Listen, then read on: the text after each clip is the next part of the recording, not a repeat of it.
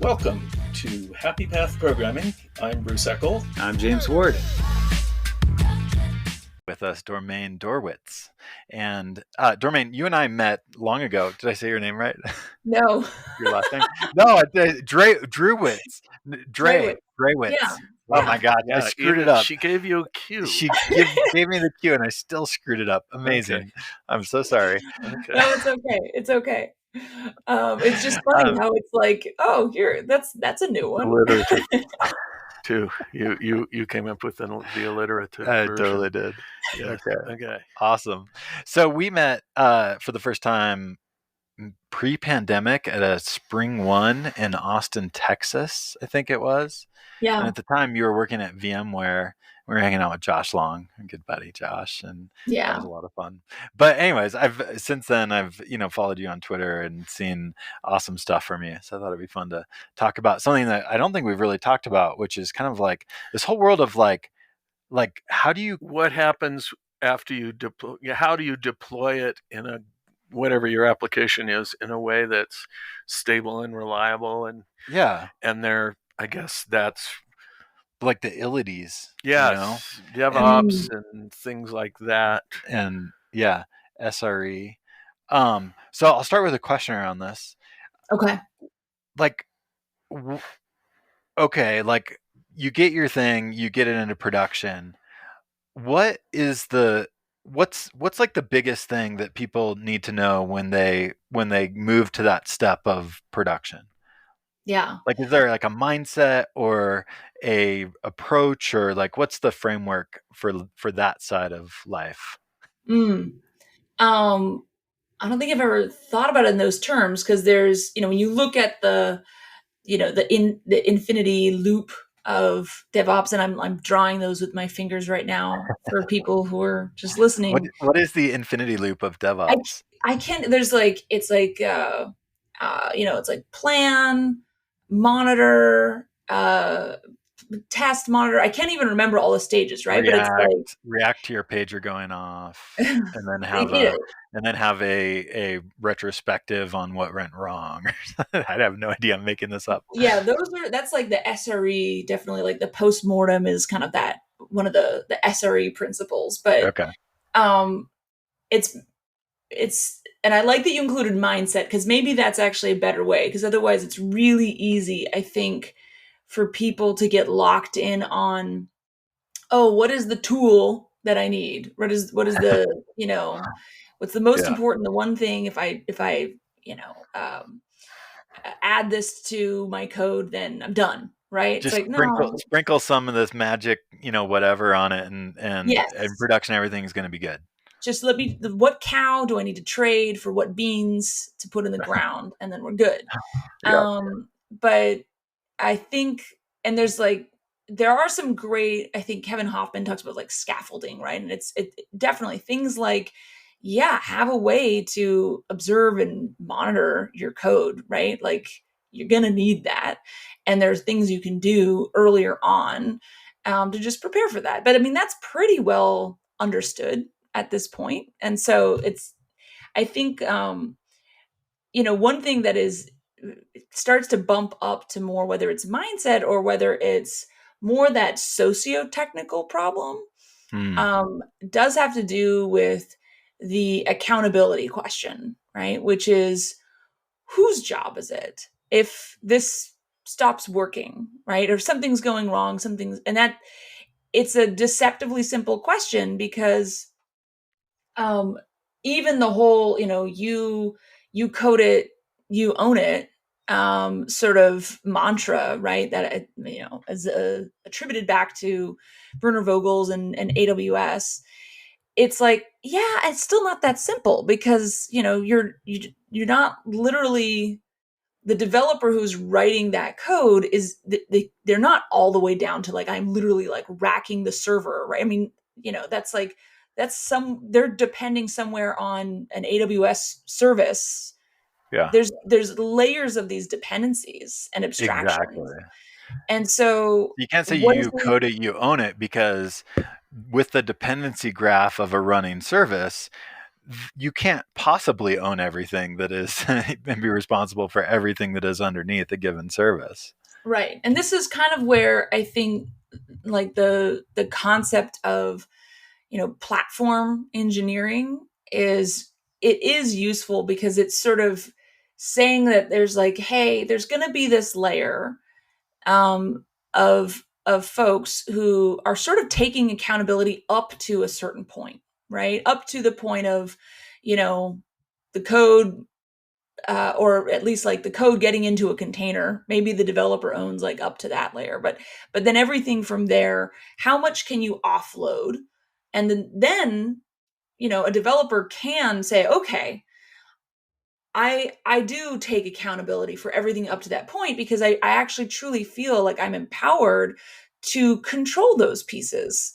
Because I think it's not realistic to, ask someone to take accountability for something that they don't really have any control over, right? And so I think that's where it's this really interesting dynamic that involves, hey, you have to think about your teams and what are different teams responsible for. You go back to a model, if you don't have a platform and a developer is like, well, I have to put in 15 different tickets to get, the different pieces I need. And it went from, hey, sure, it was fast to get a VM, and then layers of, well, now we need to make sure that each VM is loaded up with different bits of middleware and monitoring and management around it that's not really used by the developer. It's used by some other team, but now it means that it's going to take 3 months to just get a VM out so that a developer can work with something. So things for broke, example, right? Yeah. Like we, a week or so ago, we had the Rust developer retreat here, and one of the attendees has spent a lot of time tuning the JVM on deployments, garbage collector and all the other things. And he observed, he goes, without a garbage collector and all the attendant stuff, there's nothing to tune. It's already running as fast as it can. Yeah. So, which kind of struck me. It's like, wow, how much time do we spend turning knobs that maybe shouldn't exist? And right. Yeah, and it just takes them all away. Yeah. So back to the mindset, it sounds like, at least on this aspect, maybe the mindset is when you go to production, you should have it clearly defined who is responsible for which pieces. And you can't just say simply, oh, the developer owns the production of this, because there's like security incidents, there's network operations, there's all these different dimensions, and you need to like look at that whole landscape and say who actually owns these individual pieces of it, and if something goes wrong, how does somebody know, and how does it get resolved? Right. Am I getting to like a mindset around production? Yeah, I think that's a big part of it. And then from there, like when those things are clear, then that often drives the behavior that needs to happen in order for those outcomes to exist, right? And if the outcomes are, hey, that I like DevOps being, I think, most succinctly defined as, it's not a tool chain or a use these technologies and beanstalks and wizards happen. It's like, it's just doing what you need to do so that you can ship code to production faster and more frequently. And that part about, you got to be able to ship it to production, because it's like I can do things really fast in my development environment, but it can't get to production, is like, well, you've solved it. That's a different problem. Excuse me. So that's kind of an operative word. Higher quality code. And what does that mean, right? It's more stable. It's more secure, right? so there's that kind of brings with it, okay, now I have to think about what are the types of what am I doing in order to make sure that at the end, what I'm shipping into production is going to be higher quality. So I'm going to write some tests. You can't just assume that your platform engineering team is going to take your crappy application that's crashing all the time and somehow magically make it stable. Right. You've got to do as much upfront as you can to create that stability so that the platform engineering team hopefully has to do a lot less, or your SRE team or whoever it is, right, has to do a lot less to add that stability to the foundation. Yeah. And it's interesting because it's like we've come a long way, right, with underlying platform technologies. And, it's like Kubernetes, for example, it's going to restart, right? If something is failing within like its sort of scope of control, it will be restarting and sort of, okay, you told me that you wanted this configuration of containers running and talking to each other in this way. And if something's going wrong, I'm just going to kill that one. I'm going to start a new one. And what that means, like that can be really powerful. It's like but it's resuscitating, right? It's just going to be constantly resuscitating back to the state that you told it. But that means that you need to make sure that your application is prepared to do that. And so, maybe that's less of a concern with like something that people are building now, but a lot of organizations then have just, piles of legacy code and applications where they're like, ooh, you don't actually, the restart process is pretty gnarly. And so we just keep kind of like adding, duct tape and baling wire to kind of keep this thing up and alive because no one wants to restart this thing. Yeah. And at the end of the day, like, you think about that can fix a lot of problems, but if it's going to introduce like a major outage, then no one wants to do that. And it also means that you can't entrust Kubernetes to run that for you. You have to do some refactoring. Because that's Kubernetes only mode is let it fail and then restart it. Yeah, there's sort of like that. There's that, like the fundamental sort of cloud native approach is instead of assuming like, hey, you build things and then they will run forever until you tell them to stop, is like, no, things fail, right? So we're going to take a cloud native approach, which is we're going to accept that failures happen at all kinds of different levels. And instead of that being something that is an abnormal event that we are scrambling to deal with, we embrace that as like, that is normal. And now how do we build around that, right? How do we just assume that what is our default mode to handle those types of failures? And so that like there's technology layers that can help with these things. And that's certainly been, in the last 5, 6, 7 years, right? This kind of emergence of platform teams where it's like, hey, Kubernetes provides like a really useful set of primitives that allow me to build something that is really powerful, but I still have to do a lot of work around it in order to create something that a developer is like, oh, okay, now I understand. These are the sort of the contracts that I have between what I'm building and maybe containerizing and handing over and what that platform is going to do. And that's the point at which, to what you were saying, James, like, this is like, okay, now I'm willing to accept accountability for that versus the platform team is like, hey, we actually own everything up to that point and we accept accountability for making sure that those pieces are working. Yeah. So like clearly delineating who is responsible for what is key to this, but I'm sure it's also like very hard because there's I'm sure spaces that you get into where who owns this? Oh, you're in a space that either is multi-owned or unclear who owns this particular piece of the production infrastructure, or some failure mode that you didn't expect, or something like that makes things, oh, we didn't think about that. We didn't think that it could fail in this way. My code is working. That's right. I've tested it. It must be the platform people. Yeah, finger pointing. This is then like, well, what's interesting also is like you have like those sort of I don't know, like the minor failure, right? It's like, hey, not everything is down, but you're sort of like it's a quiet failure.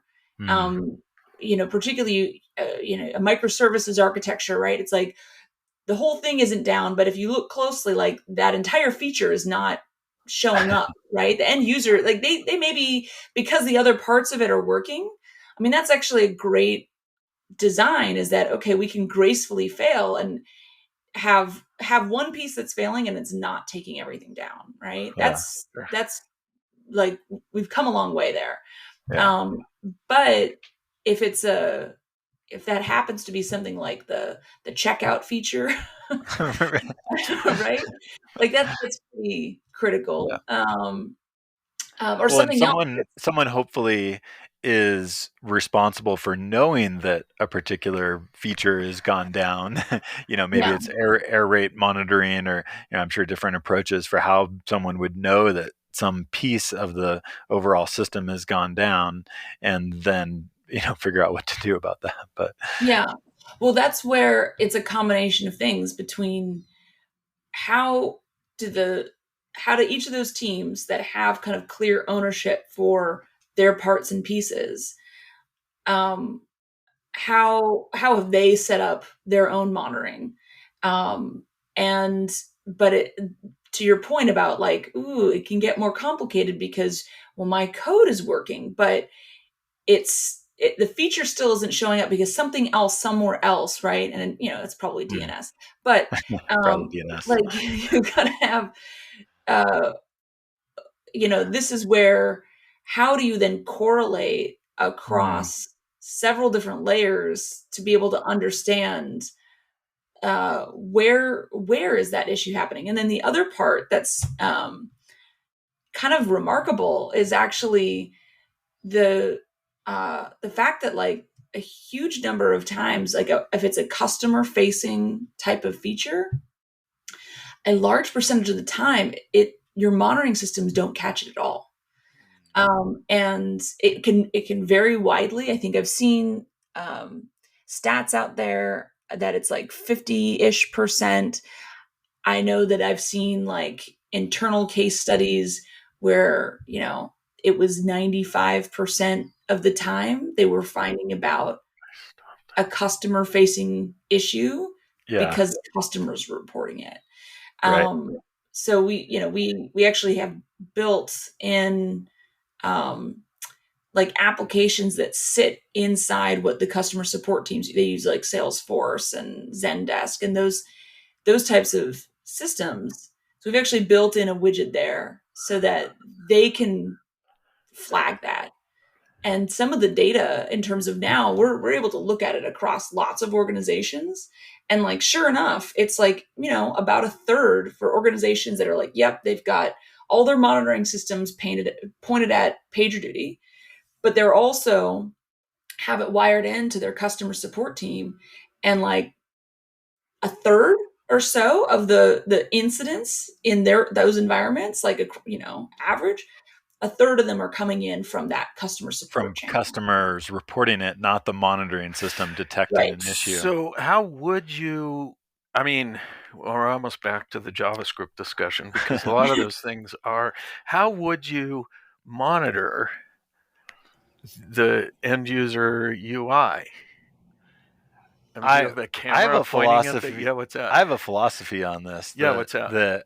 I think that some of the foundational problems in where we are generally with programming is that our programming models have not forced people to explicitly deal with error conditions, and that leads to hidden errors all the way across the stack.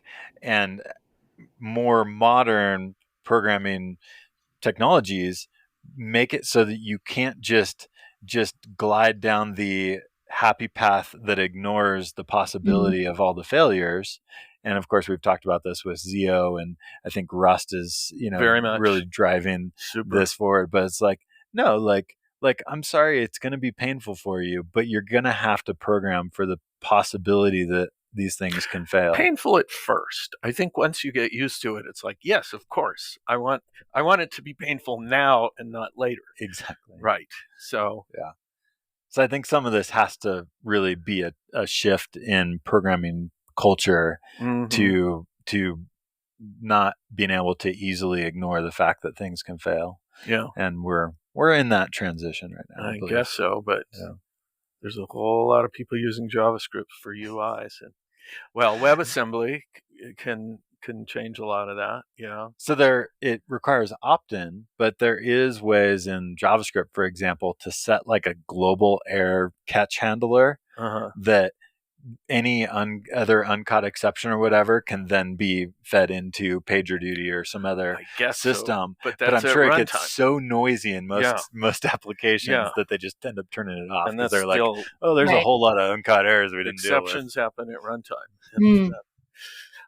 So do you know, like, how predominant is the use of things like Chaos Monkey?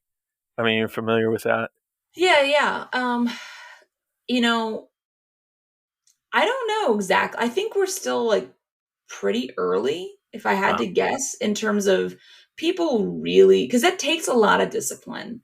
And, there's like, you're then looking at, you have to have a team that is actively working on, okay, we're gonna run a game day.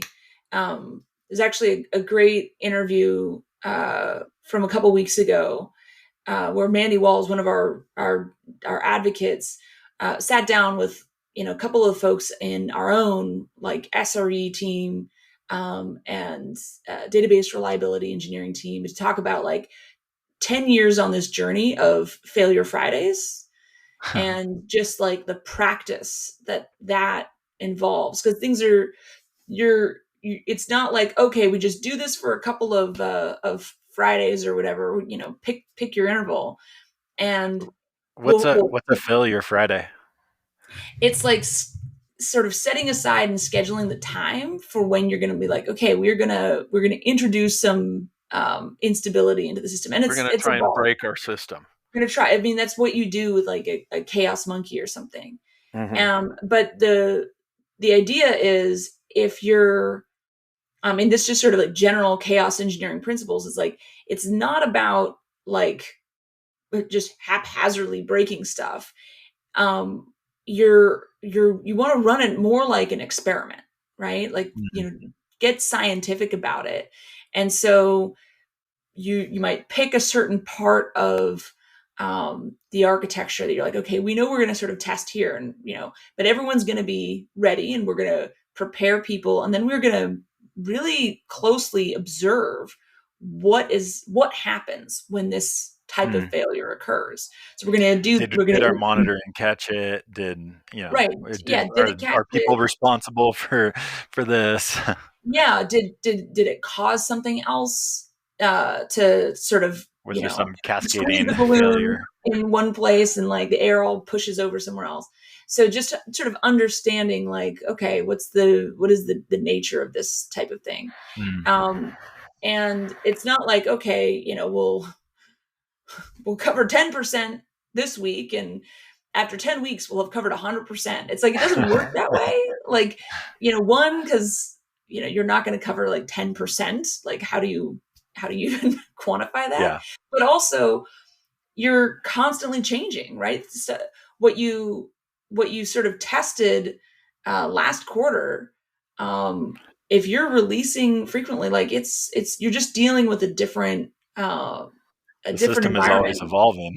It's always evolving, and so there's always kind of it just becomes like this practice, like brushing your teeth, right? That's just that becomes, I think, more of it's like it's a socio-technical problem that thinking about who is accountable for that and who is going to own that.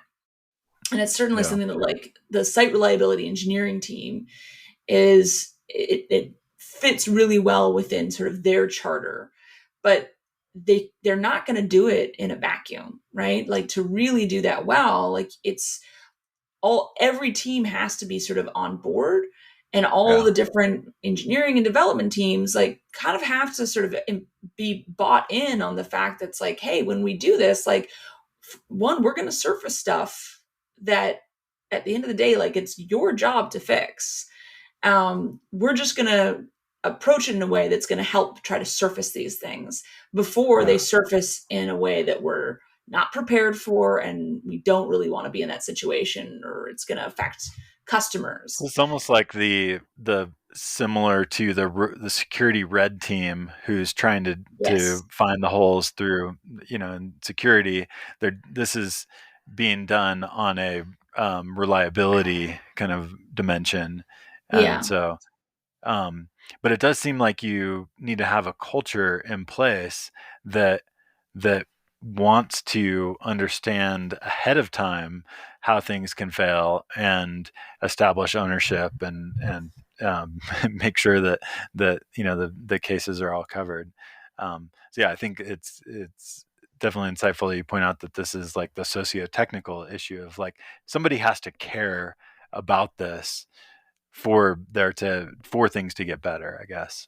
Yeah. And you're going to cross team boundaries, and it's just like, an architecture with different services, and you're thinking about, data is going to cross some boundary from one service to another. And there has to be an agreement between those. And I often think of like APIs are promises. They are agreements between, like from one service to any other service, is like, this is our promise of when you ask this way, we will answer this way.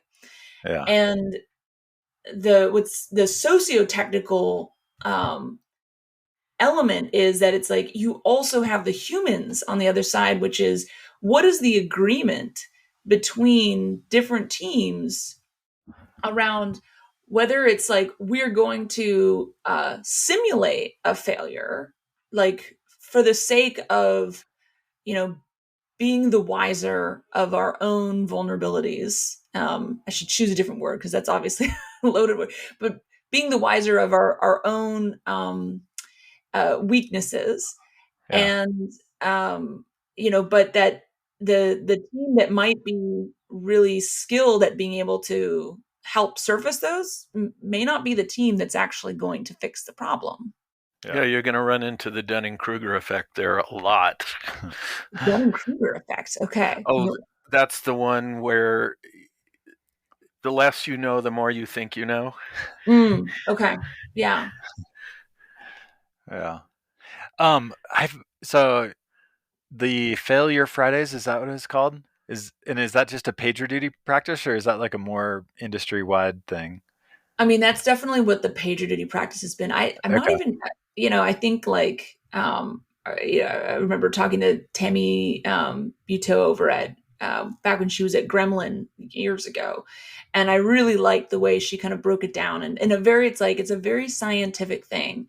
And she would call them game days, right? So the idea of like, you're going to schedule a game day of like, this is when we're going to run this test. So if it's Friday, I mean, like Failure Friday has a little bit of a nice ring to it, I guess. And it does. The interesting thing about Failure Friday is that if you do happen to cause some catastrophic issue, then your weekend is torched. So it's funny that Friday is the day that they do it. I wonder if that makes people a little reluctant. Like maybe we shouldn't go kill this node because, oh man, that could cascade in some bad way. But well, that would be, I should, you should hear from Rich and SJP because they're really the experts on it. But the other thing is like, the goal isn't to like trigger something that would be super catastrophic and go into the weekend. But point is, the other thing with it is like, hey, that's a weekly cadence. That's like, this is not something that you do and forget for 3 months and then try to revive again. Like, it's the same thing with certain types of, even just like how you check in with people. If you're doing it monthly, like, what happens if you miss one? Then you've gone 2 months. Like, a sixth of the year has gone by between whatever it is you're trying to do or keep on top of. So it's got to be a practice that you have a cadence to. Yeah. Yeah. Can, so it does seem like there's this like huge socio-technical kind of cultural aspect to getting to higher reliability. How do we get developers to care more about reliability?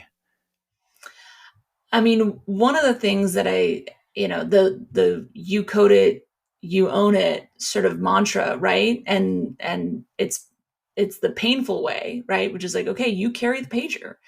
And then you have an incentive to make sure that what you're putting out there is more reliable. That's a little bit of, I think, the stick method. And it really needs to be paired with. Has it like? I think it has definitely worked in a lot of organizations, but again, it has to be paired with like, okay, are we also like giving people the time to make sure that they're writing the tests so that they have a higher degree of confidence in what they are shipping? If we embrace that, do we have kind of the other scaffolding for teams? Like, I think that'd be pretty cold if it was like, you're just gonna have to figure this out. Right? It's like, right. And then there's this McKinsey report that just came out where they go, yeah, we know how to measure developer productivity now. We made up some new stuff to do that. And it's causing all kinds of, and it's like, well, okay, now the push is going to be for, we want our developers to be more productive. And what you're talking about is saying, let's slow down. Let's take a breath and think about what we're doing more and maybe not crank. Yeah. Like, are you giving people time? Right. And there's even like Charity Majors had some great insights on this around thinking about when the time that you're putting people on, like, hey, you're on call in this window, right? And so you're the person who is going to be interrupted to go deal with anything. And many of these things are probably small and not literally taking it down, but, probably they need to be dealt with.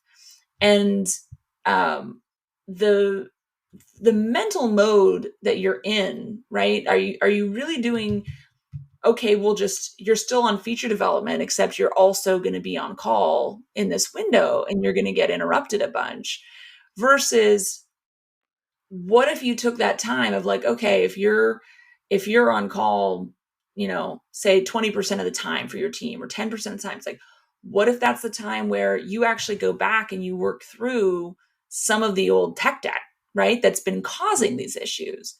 And so again, it's like, what is what's that?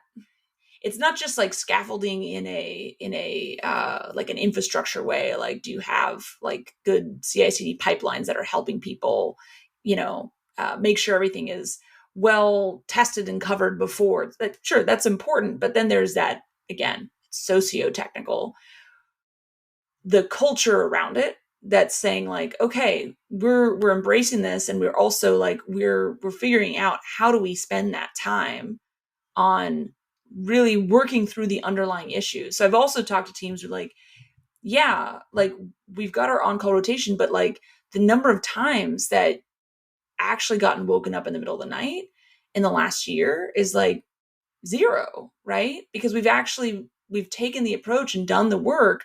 So we have a really high degree of confidence in the code that we have. And we also like know that, like, listen, not everything is worth waking someone up in the middle of the night for. So you have to like spend a little bit of time like setting your like, what is really high urgency, and that's just a willingness to understand what does the business actually tolerate. And this kind of comes back to a lot of site reliability engineering principles, right, around an SLO. SLO? Service level objective, right? Which is not everything is like 5 nines. Like 5 nines is like a really expensive threshold to hit in terms of everything from the design principles to just like the people and around it's really expensive to figure that out, because there's going to be so many points of failure across all the different layers, right? It is a hard problem to solve. A lot of things don't need 5 nines, right? Some things only need 3 nines. Some things, it's okay if it's less. So instead of trying to like paint the world of like, we're going to make everything a really super high availability rate, which means that the error budget that you have is basically, well, what's 100% minus whatever you've set? That is your error budget, is that's what's left. So if it's 99%, you get 1% error budget. And you have to remember, like, well, my underlying services that I'm depending on, like, those are going to eat some of my error budget. So if I'm going to run on this cloud service, then that cloud service is not 100%. Right. So it's going to building on foundations that are already taking some of your air budget from you. Right. So like, I remember talking to a team, and it was like, their internal team, not naming names, internal team was like, we want you to move to our internally built platform, and we're trying to do all these things. And that engineering team was like, I've looked at it and it would consume too much of my error budget, right? I will not go to that platform until you can improve the availability of it, because until then, I'm actually doing better taking accountability for more of the stack or using some other provider, which sure, I might actually have to do more.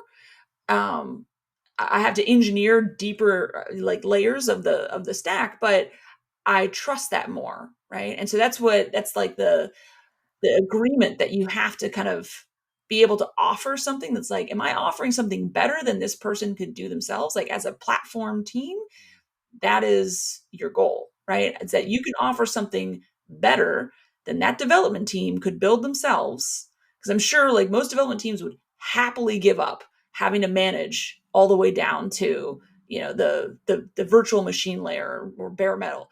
They'd happily give up that if they could get a better, reliable system that meets their needs from someone else. I mean, this is why, like, folks 15 years ago just started like, I'm just going to go to AWS. Like, I can get basically what I need faster and cheaper than waiting on my internal IT department. Yeah. So that error budget concept is I think really powerful. And can knowing you that, elucidate a bit on the error budget concept? Yeah, and I have to, let me pull up, because it's like the classic is you just the number of nines you have, right? It gives you the number of minutes per year or month or whatever you have of downtime that you can tolerate. And so let me see, because it's like, otherwise I have to do all the math. So error budget calculator. Air budget calculator. Yeah, you just Google it and it's there, great. Right? So let me see. Some of these folks they've already done the math on like how many minutes of downtime. That's what I'm trying to see if I can find. No, this Sumo Logic article. Oh, here it is. Okay, if you have an error, an SLA, you want your SLA to be a little below. An SLO of 99%, the error budget is 1%, and in a 28-day window, that's 6.72 hours of downtime. So what that means is that as you're approaching a Friday, like if you've been tracking, it's just like your checkbook. If you've been tracking and you're like, we're coming up on a rolling 20-day window, and like we're nowhere near that 6.7 hours. Like, we can take some risks, right? We can run that failure Friday, and because we're actually like, we've got we've got budget. But if stuff is going on and you're looking, you're like, we are super close to hitting that error budget limit, you might say, you know what, code freeze like on a Friday. Don't touch anything. Because like we've got to figure like there's enough things that have introduced instability. And so you can use it to make decisions on like a very how much risk you're willing to take on given and so that lets you make just more like informed decisions about those types of resilience tests that you're going to run, but it also means that like the folks who are going to be on call, like they know it's like, hey, listen, we're about to blow through our error budget, which means like we need to be ready to like respond. And so not let things pass through and like, I'll deal with it in the morning. Right. Whereas like if you've got a lot of room in your error budget, you can take a different approach of like, I'll get to it in the morning. Right. Like those are the kinds of, it gives you a framework to think about like how you make decisions and decide what risks you need to take or not take. Yeah. Now, the hard part is how do we start to explain this to a generation of developers who don't understand what balancing a checkbook is? It's like the analogy would it make sense to managers too? I mean, especially up higher in the organization, the idea of an error budget, would it make sense to them? It's kind of a weird idea. Yeah. I think what's hard there is that you get folks who have this sort of knee-jerk reaction where they just want to put the big number of like, we are super available, and like, how available do you want? We want 100%, right?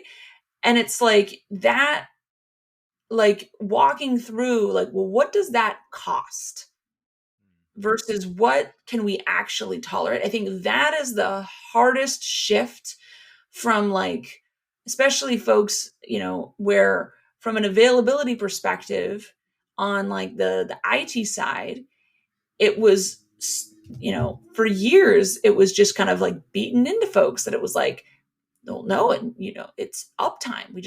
That's what we're measured on is uptime, which means you want that to be just as close to 100%. There wasn't really deeper thinking about, does it actually need to be that? And what's the cost associated with that? Like I could certainly see people in management saying, look, Google.com, it's got 100% uptime, and thinking that they could get that too. And it's like, oh, how much money is actually spent to get that kind of availability for something at that scale? And like, does that produce the value, commensurate value? Yeah, exactly. Yeah. I mean, and you look at any type of IT service, right? That like, there's a pain associated with something is down, but there's like a mythology that's like somehow people are supposed to always keep things up. It's like, how many times was it like, oh, the Wi-Fi's down in the office, right? It's just like, okay. Literally, I mean, yes, was there some lost productivity? Humans are trained to tolerate failure. Right. It's those like, maxims of networking. Yeah. But it's the like network will fail. Yeah, it will fail. And like, yeah, you want to build for resilience and have like make it so that it's not something like, yeah, we can't tolerate 6 hours without the network or everyone would be completely unproductive. But the reality is saying that it's 0% is like, does that ever happen? Like, are we setting a standard that's like no one ever actually achieves anyways? Yeah. And then we're not thinking critically about what we actually have to deal with. Like have you ever read the book Waltzing with Bears? A lot of it's about estimation, like schedule estimation. That's the example that they use. But they go, everything is a probability curve. Yeah. And when you say give me your best guess. Give me what's the shortest amount of time you could do that. Well, if you look at that in terms of probability, that's the front tail of the curve. And the probability is 0 that you will hit that. And then you have all of these other systems, and it's like, okay, what's the best we can do on all of these? All of them have a probability of 0. And what you need to do is move into the middle of the probability curve, which is the most likely situation. Right. But boy, that's a hard concept to get across. Yes. There's I will join you in playing the Have You Read game. A book I started listening to over the summer, so I haven't finished it, but it's Thinking in Bets by Annie Duke. I started it. Yeah. Okay. So we've probably consumed the same amount, but like a really great, cognitive scientist turned poker player. But this idea that it's just like, unlike chess, where you have all the information that you need in order to make the exact best next move. And it's why like the master will always beat the novice, like unless, the master was drunk. I don't know. Like, but it's not really like life at all. And so, she kind of gets into the background of, game theory being a lot more based on something like poker, where you are having to make a lot of decisions with imperfect information.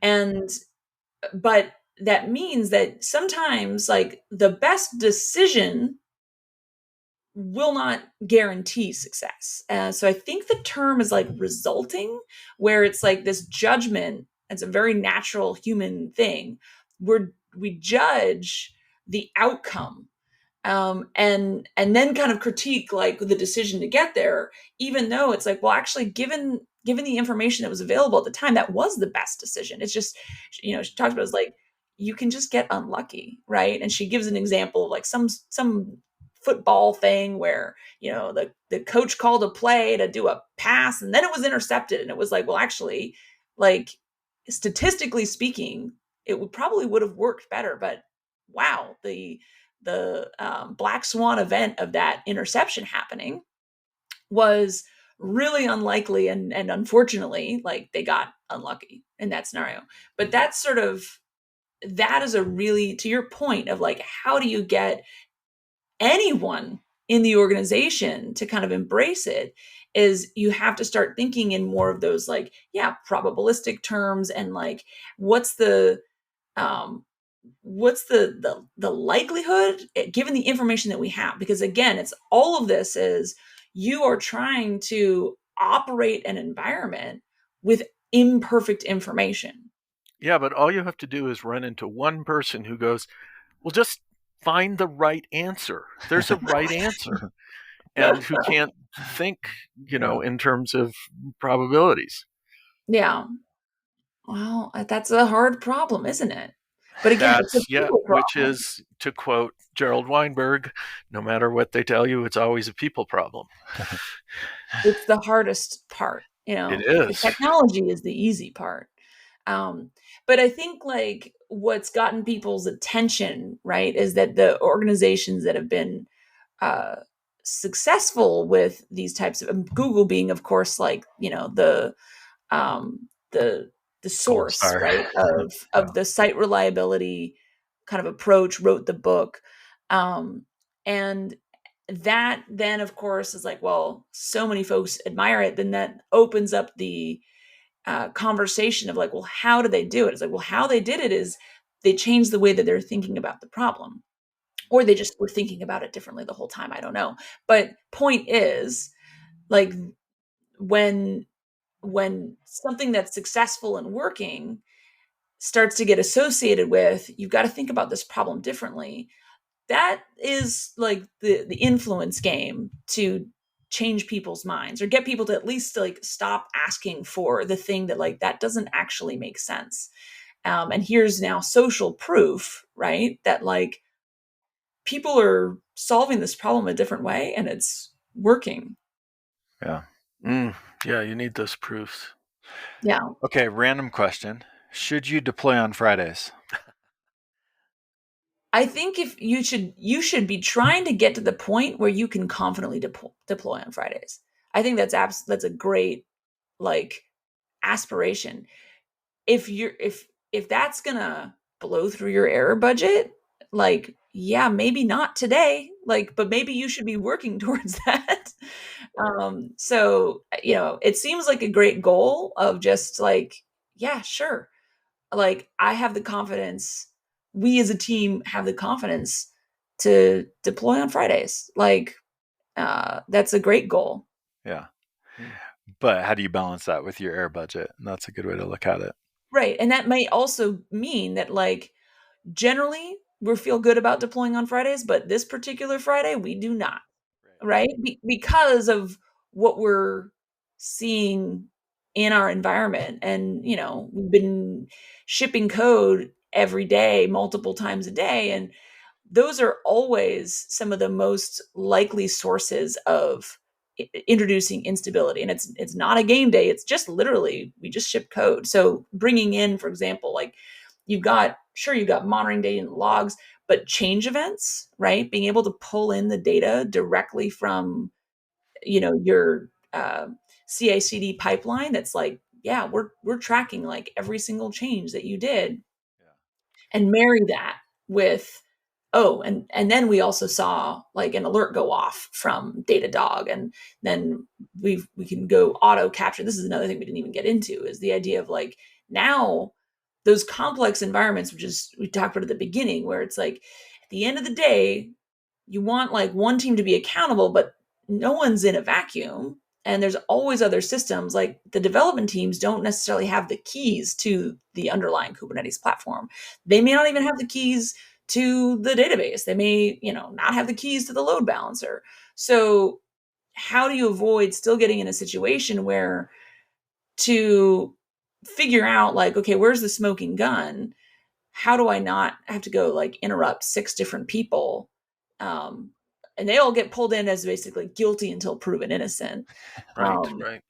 And that's something that's an automation problem we've been working on, which is kind of fun. I liked the, I think I heard you say something like, look for ways to change the game. And I'm wondering if you can imagine other ways that we might change this game, because we've been looking at this, I think, a little bit like, well, I mean, the example I gave with Rust, no garbage collector to tune, no particular speed ups that you're going to be able to achieve. But also, we've been looking at Zyverge's new Golem system, and that seems like that could be something that changes the game. It runs, first of all, in the WASM, runs inside of WASM, and it's all. They're seriously changing the game. Yeah. Yeah. It's like a serverless model where you don't have to extrapolate state to another system. It's like you just build your application and it maintains state and can, survive through crashes and restore state and all that. Anyway, it's pretty fascinating. I think we'll hopefully talk to John folks soon about that. Let's see, there was another question I had for you. Oh, okay. We got to talk about AI because everything's all about AI these days. We got to, yes. Yeah, we got to. But I don't want to talk about Gen AI. That's like the hot thing and all that. Here's a crazy thing. It seems like the systems that we need to have in place to like do all this reliability stuff well are incredibly complex because the problems that they're solving are incredibly complex. Can we just like slap an AI on this and like make the AI like figure all this out? So what's funny is, full disclosure, not an expert in AI, not really an expert in anything, to be perfectly honest. That's not really in my description. But there's this kind of notion of AI ops, which Is that AI doing ops, or is that ops for AI systems? It's AI helping with ops. Cool. Okay. And so, which is what it sounded like. You said, like, can't we just have an AI help with this? And it's not like a new term or concept. I mean, I think Gartner's been publishing market guides around it where, that just means like they are providing advice to buyers about the kinds of things you should look for, which means it's like there's enough happening there for them to actually spend the time to do that. But the sort of high levels, like basically you're using data and you're analyzing it using machine learning and in order to help with these kind of operational tasks. And it's strongly associated around monitoring. And you see a lot of monitoring vendors start to talk about doing AI ops. But what's challenging is that the complexity isn't just what we have to do to make things reliable. The complexity is also like the architectures and patterns that we've adopted over time in order to be able to build what we need to build faster, right, and more reliably. Like part of it,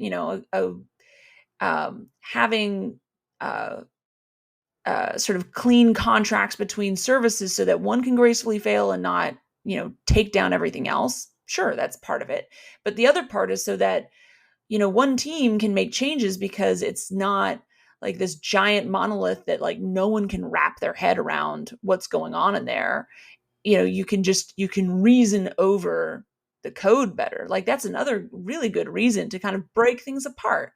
But it always then introduces like more complexity, right? You've broken things apart. You've got a lot of new dependencies between stuff. Okay. So now all of those different parts of the puzzle, and you've got your infrastructure layers, platforms underneath it as well. All of those different pieces are generating events, right? I was just like, this happened, this happened, this happened. And how do you understand across all of those what's actually happening? And I'll give you an example of like a database failure, since like an underlying database can actually like touch a lot of different things and make failures that are like, it's like I call it the disturbance in the force. Well, it's funny that Zencastr, our recording software, crashed right when Dormain was talking about the disturbance in the force. But we got things running again, so here we go, continuing after recovery from the crash. Okay, welcome back. Wow, that was such a great thing to have happened in this particular conversation, because Zencastr just like totally died. Like that was amazing. Like massive failure. Took us a while to get back to a working state. They used up their budget for I think that my last comment was something about like all the voices crying out and then being silenced, and then sure enough we were silenced. So yeah, anyways, point is like that'll trigger like 60 different systems to all send off an alert of like, I felt something. And so that could be just a ton of noise and interruption for a bunch of different teams. So this is where, to your question, yes, you can use AI, if you will, which is really just kind of, in this case, fancy machine learning in order to be able to recognize like, these are all related. These are all one thing. Like that's one example of how AI creating the correlations across a large data set for you. Yes. Yeah. And so, that's really powerful because of all these layers of complexity and interconnected things where there's that, a disturbance in the force event will cause, a lot of other systems to feel something, maybe not catastrophically, but that can just be really, really noisy. And so how do you find the real, and then of course there's the side that's like, which we started with, like, how do you replace just like the customer calling in saying something is not working right? But yeah, there's a lot that, whether you want to debate and call it, is it AI? Yeah. It's not generative. It's not summarizing something for you, but it's doing that. It's helping a lot. Yeah. That's what I'm finding. Yeah. The generative stuff. But I think in this case, it's more about being able to have a ton of data and being able to kind of compress that down into more specific things. And so in the case of everyone's pagers going off all at once, maybe AI could help to narrow that down to, oh, here's like root cause, or here's the component that actually is underlying so we'll just everyone's set pagers. Off one person's pager instead. Yeah. I mean, but that's like the cost of that, to an organization to have one person interrupted versus, 50, like, is huge, right? Not just like for the time. There's like, anytime you're interrupting developers, I call it like the double tax. There's like the time that it's going to take to get them engaged in what they have to do, but there's also the time that like they could have been spending on building whatever that thing was that you wanted them to build, right? Whether it's like that was going to generate some revenue and now it got pushed out like another week. Okay, well, there's a cost to that. So these are all just opportunity costs, but that's something that's really helpful. And being able to also do that where you're like, listen, you've got 50 different teams. They're not all using the same monitoring system. Like who's watching the watchers? Like, that's what you want. That's where you want to be able to do that type of processing, as opposed to, can really, really fine tune my monitoring system. But like, how's that going to help you in a larger organization where you've got a bunch of different teams and there are dependencies? That's kind of one aspect. And then there's also thinking about, can we enrich the data, right? So that by the time we're actually pulling in that one person, what are they looking at? Like, what data they need to get to a resolution? Yeah. It's one thing to be like, okay, I got an alert. It's another thing where it's like, what's the next steps that they're going to go do? There's like at least 3 legs of the stool, right? I'm going to I need to go track down what were the changes that were made. Because 8 times out of 10, it's probably there was a change that was so-called, air quotes, planned change, but okay, it had an unplanned consequence. Yeah. And then that tells AI you, might help you find those things quicker. And like, you want to enrich what the person's looking at for that. And then now I'm going to go find the logs. So it's like, well, what if the AI is also helping you bring all that together? Right. Go grab those logs. Like, at the point, like, don't make the person have to go do that. Like, sure, go do that for the person. And that's where it's like, the person is still going to be reasoning over what they're looking at, but you've saved them like this sort of menial step. And it also may be like, well, you might have to grab logs from like 4 different places. You may not have access to all those places, which that gets back to the, like, how many people do they have to then go interrupt just to be like, is the database loading data? Can you check? Because like, I'm looking at my code. My code's fine.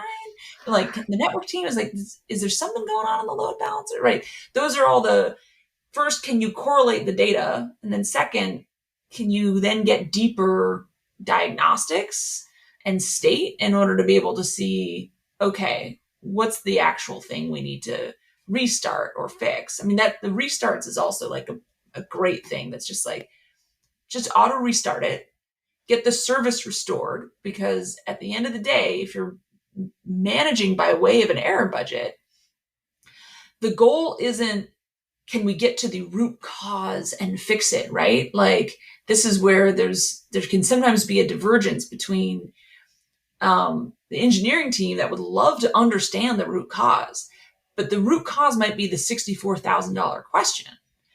And you don't actually need that to restore the service and get it back online. And like, that's Yeah, and the service is it was working up until it hit that condition. So it's doing some of its job. And so putting it back up will keep your system working as long as you're logging the problem, and eventually you get around to fixing it. If you spend all the time to get to the root cause and try to solve it there, like, you could blow through your error budget in that time. Mm-hmm. If you know, like, listen, let's grab some state and some logs. Let's roll back to that last change, or like restart that node or whatever. See if we can just get the system back online, because then we're not bleeding error budget. So great. Now the service is back.